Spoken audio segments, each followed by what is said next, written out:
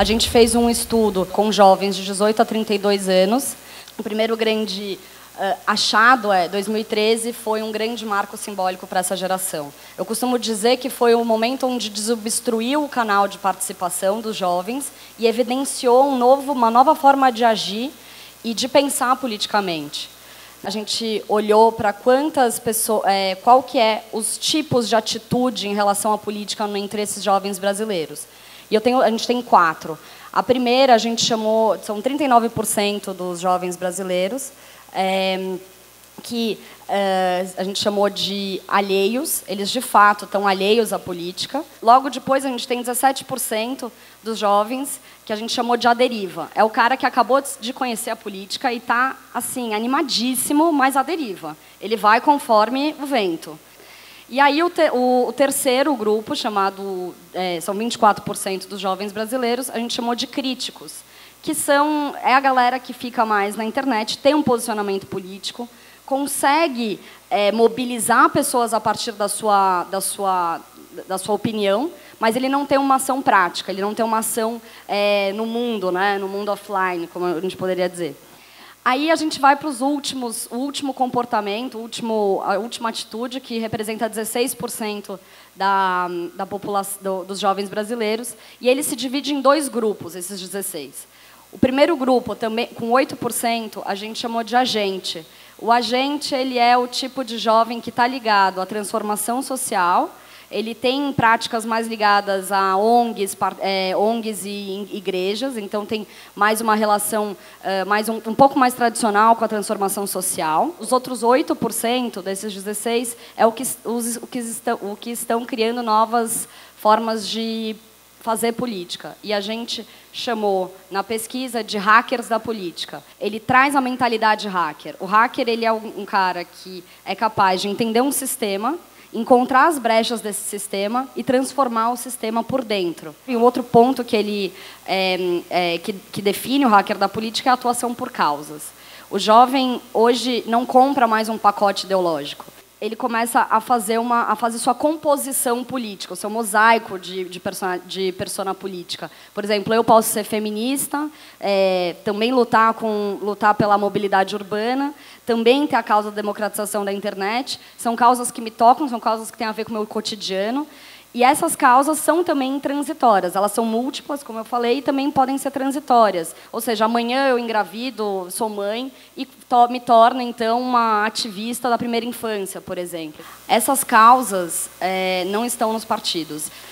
E se a gente pode falar, não, mas tem alguns partidos que falam dessas causas que você está falando.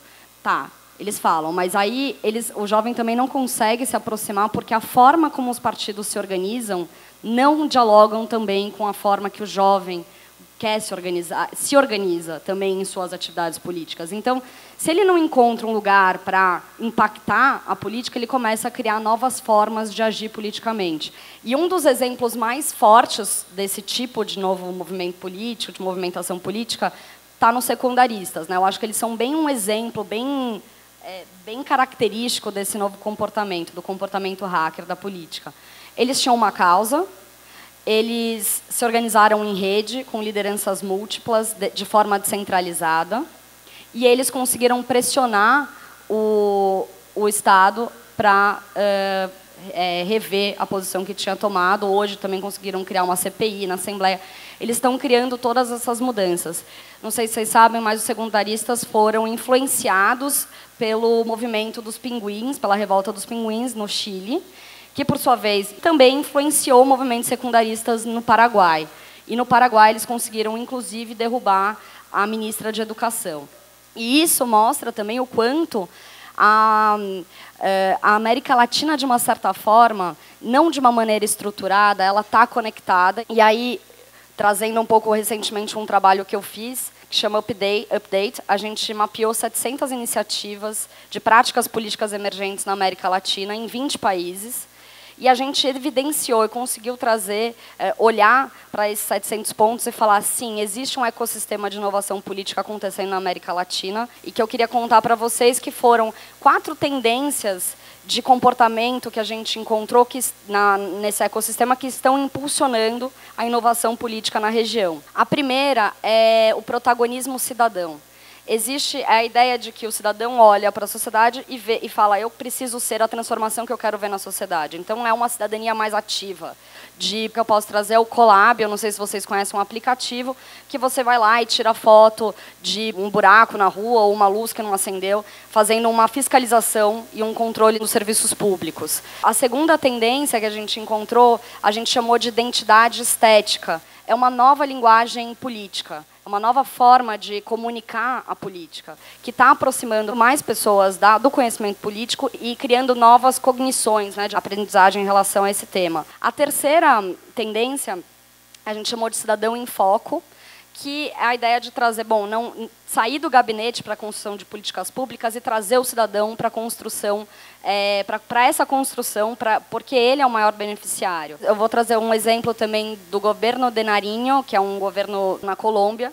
O governador, ele abriu totalmente o seu gabinete, então ele tem 2 formas como ele atua, tanto abrindo para participação online e offline, e também gerando toda uma plataforma de transparência total dos gastos do gabinete e da execução orçamentária também. E a última tendência, que a gente chama de transparência 360, que a gente estava muito acostumado com a transparência trabalhando contra a corrupção, abrindo os dados, etc. Agora, o 360 a gente chama porque ela está expandindo para outros aspectos da política.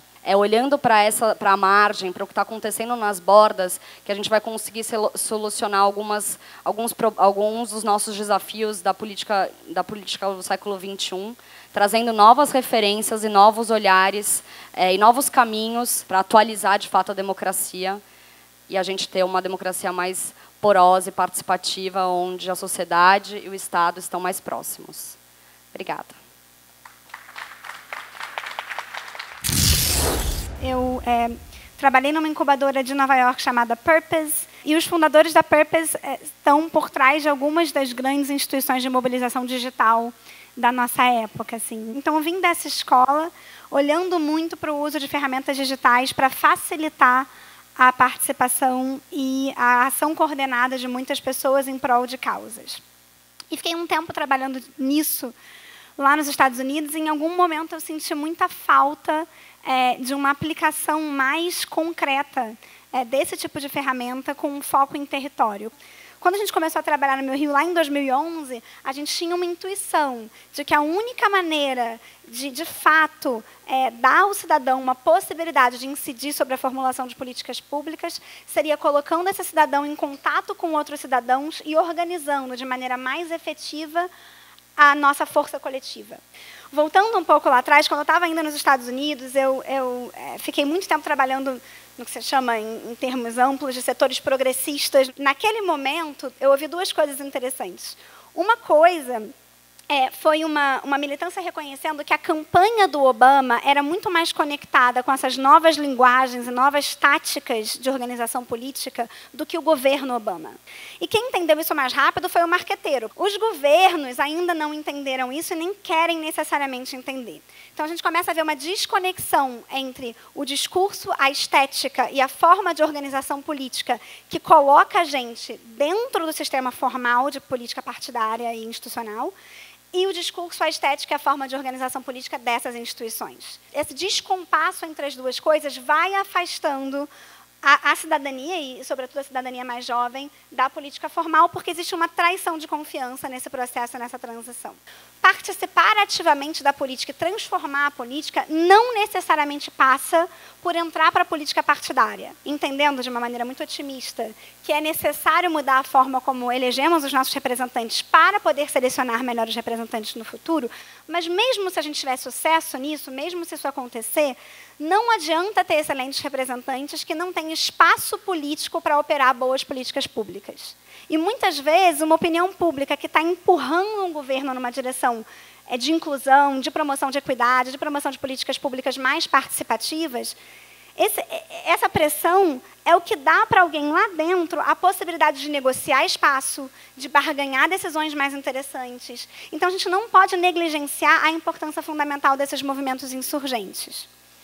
Teve um líder do Partido Democrata muito decepcionado com o Obama na época, e aí ele chegou e disse, olha, o que vocês precisam entender é que o Obama não é o seu amigo sendo cooptado pelo seu inimigo. O Obama é o seu inimigo tentando cooptar você. Claro que ele não é inimigo do Obama, ele ajudou a eleger o Obama.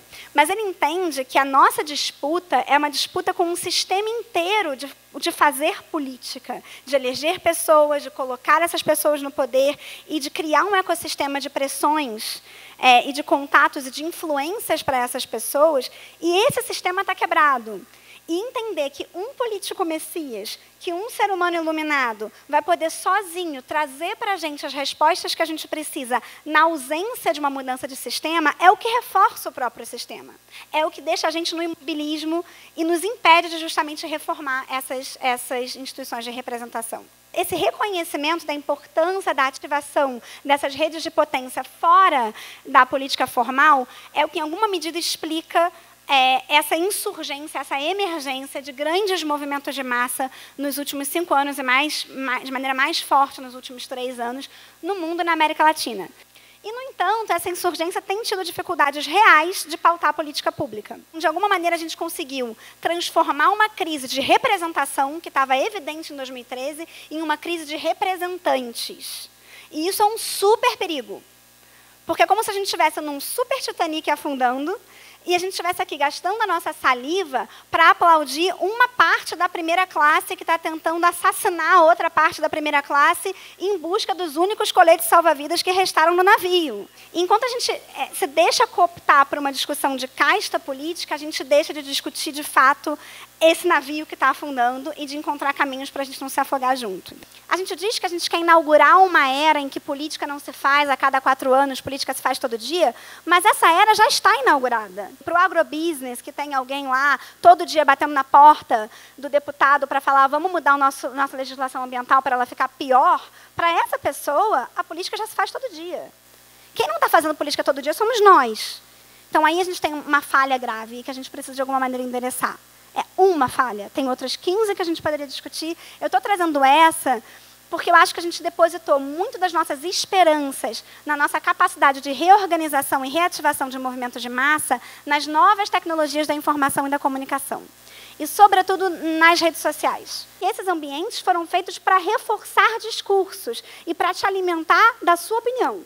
E não para te expor ao dissenso, à construção de pontes, à construção de um diálogo que possa, de fato, avançar pautas políticas. O que a gente tem tentado fazer nas nossas cidades, com a nossa presença em algumas cidades brasileiras, é começar a criar alguns núcleos de atuação que têm capacidade de reativação, que podem pegar uma causa e depois ativar aquelas pessoas que se interessaram por aquela causa para trabalhar em outras causas.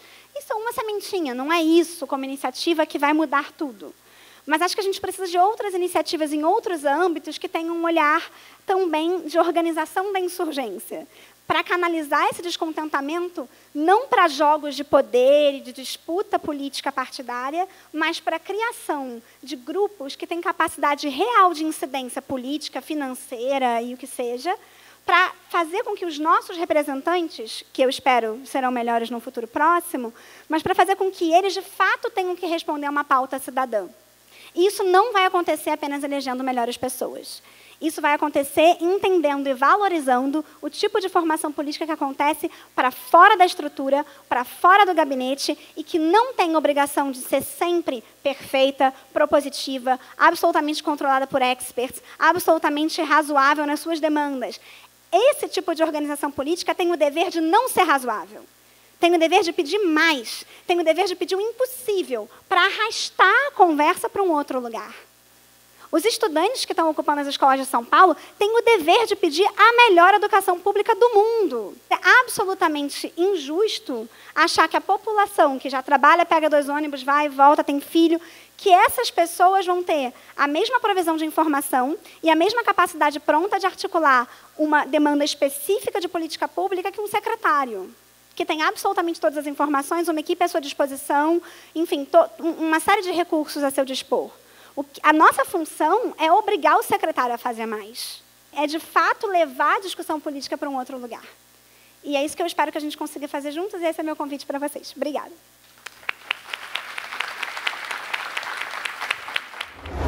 Quero fazer uma pergunta para vocês. E a minha pergunta é o seguinte. Quero saber quem aqui pode levantar a mão que mora num lugar que é não periferia. Obrigado. As perguntas que sempre foram feitas nos espaços onde eu participei eram assim, quem é da periferia? E eu sempre me perguntei por que a pergunta inversa não era feita, nunca. Por que para mim é importante a pergunta inversa? A vida não é afirmada a partir de uma lógica única de mundo, né? Existem diversas lógicas para diversos mundos, né? Então, quando a gente está falando, por exemplo, sobre juventude, eu acho genial que a gente comece a colocar sempre plurais nas coisas.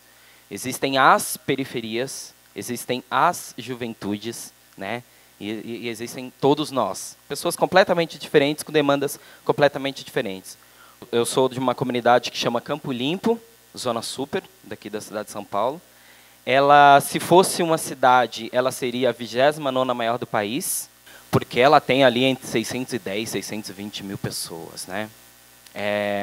Sendo que 54% desse público tem até 29 anos de idade. Então, a gente está falando de um poder de mobilização, de um poder econômico a médio e longo prazo absurdo. E lá dentro do Campo Limpo, o trabalho que a gente faz, que é a Escola de Notícias, a gente resolveu criar uma escola antroposófica de comunicação. A gente nunca teve tanta tecnologia disponível. A questão sempre foi o que a gente faz com isso. A gente tem ouvido muito, principalmente porque a gente trabalha com a lógica da educomunicação, né? O encontro da educação com a comunicação, e muitos professores e professoras têm falado assim, não dá para trazer a tecnologia para dentro da sala de aula, porque se a tecnologia vier para a sala de aula, ninguém vai prestar atenção em absolutamente nada que eu estou dizendo. E a minha pergunta é, então, o problema é a tecnologia? Primeira coisa que eu tenho notado muito nas conversas com os meninos e com as meninas, sempre, é que a gente está no momento de rompimento de trabalho por projetos. Por exemplo, nós trabalhamos na área de educação e comunicação, certo? Muito bem. Então, assim, eu só atuo dentro dessa minha área. Eu já tenho notado, sensacionalmente, que isso tem desacontecido. Porque tem coisas que são emergentes e são muito mais urgentes neste momento. Quer ver um exemplo? Tem pessoas morrendo de frio na cidade de São Paulo. Se nós, dentro do projeto, nos preocuparmos somente com o nosso projeto, a gente fala, tudo bem, não tem a ver com educação e comunicação mesmo. Então, uma primeira sensação que eu tenho é que a gente está rompendo com a lógica de projetos e tentando resgatar a lógica de lutas. A luta é o que conecta todos nós. No ano passado, a gente tem ouvido bastante sobre a história da crise política, né?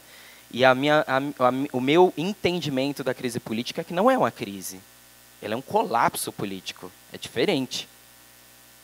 A crise, a gente dá uma remendadinha ali e tal, mas assim, a gente não tem mais para onde ir nesse colapso político. A gente precisa se reinventar. E quando a gente precisa se reinventar, para mim, tem essa juventude dentro do rolê. Eu acho que a gente está no momento de entendimento que nós somos aqueles por quem sempre esperamos, em todas as áreas. Uma outra percepção é que a gente está conseguindo construir essas conexões entre todos e todas nós a partir dessas demandas que são comuns. Se dentro do meu território, especificamente, eu não consigo encontrar, a minha luta não tem uma voz, eu consigo me articular com pessoas de outros cantos e eu consigo amplificar a minha luta em outros espaços. E se a gente não conseguir fomentar e alimentar o contraditório, a gente sempre vai estar falando para nós mesmos, nos dois espaços, nos dois lugares. O que eu tenho sentido em todas as conversas que eu tenho participado é que tem esse entendimento de que, assim, já me é insuficiente esse projeto do qual eu faço parte, e parafraseando Manuel de Barros, sempre lindo, eu quero ser outros. São múltiplas causas, né?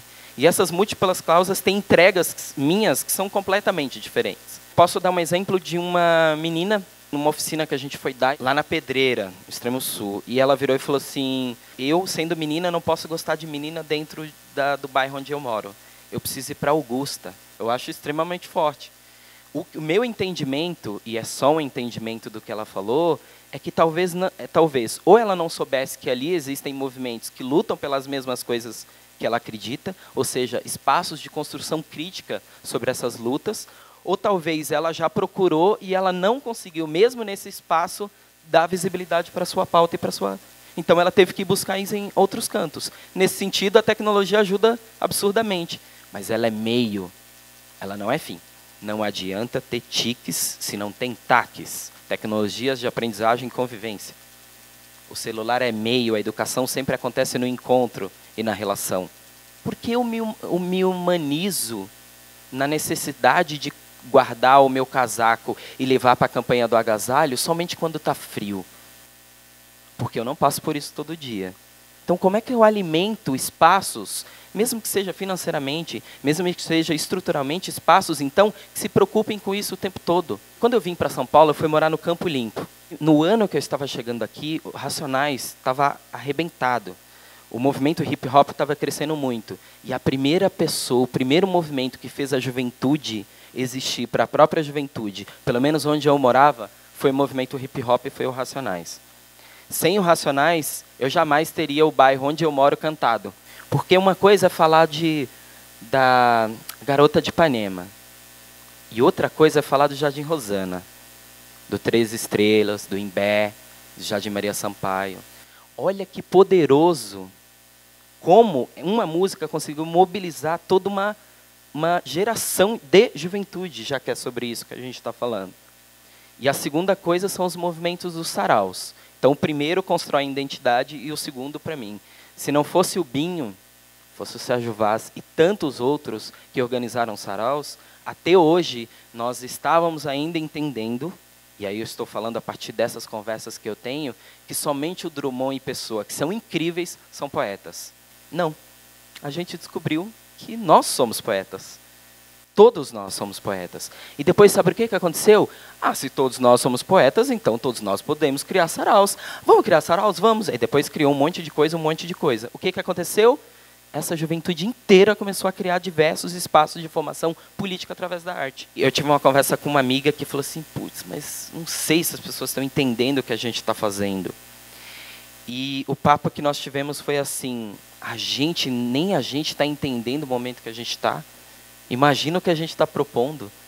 Se esses que aí estão não nos representam, independentemente de onde eles venham, como é que a gente vai construir essa representatividade entre todos nós? Quais são esses movimentos que a gente precisa fazer agora para a gente construir esses futuros? É impossível que isso aconteça sem todas essas juventudes não participarem desse processo. Existe uma cidade de São Paulo acontecendo nas margens, e as periferias não são só geográficas, elas são periferias de direitos, periferias econômicas, elas são diversas periferias. Para os meus amigos, sei lá, de Marcilac, por exemplo, o Grajaú é centro. Eu comecei fazendo a pergunta de quem não morava nas periferias para afirmar que a gente precisa ter um olhar, a gente precisa transver o mundo, já diria o Manuel de Barros, né? E a gente precisa transver essa realidade. E isso passa diretamente pelas juventudes da cidade. É isso, fim.